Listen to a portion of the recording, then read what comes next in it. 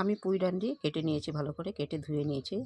পুঁই পাতাও ভালো করে ধুয়ে নিয়েছি। এখন কেটে শাক বানাবো। কড়াই গরম হয়ে গেছে, তেল দিয়ে দেবো।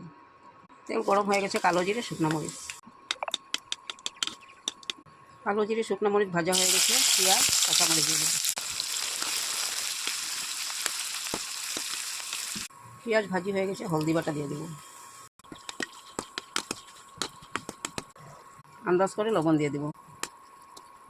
পেঁয়াজ ভাজি হয়ে গেছে, ডান্ডি দিয়ে দেবো।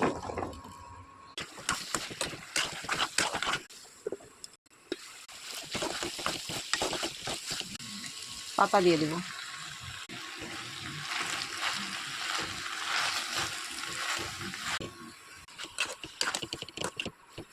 অল্প জল দিয়ে দেবো।